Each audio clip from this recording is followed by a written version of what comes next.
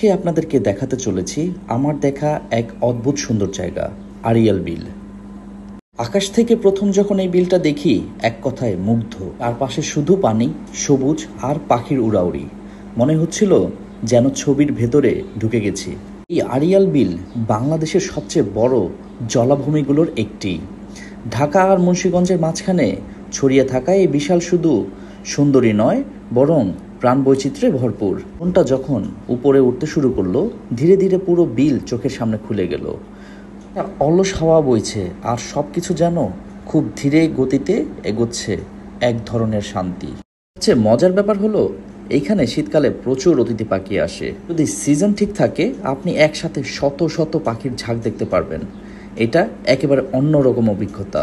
আমার কাছে মনে হয়েছে শহরের কোলাহল থেকে একটু দূরে এমন একটা জায়গা আমাদের সবার দেখা উচিত। শুধু চোখের আরাম নয়, মনটাও হালকা হয়ে যাবে। এটাই ছিল আড়িয়াল বিলের এক ঝলক।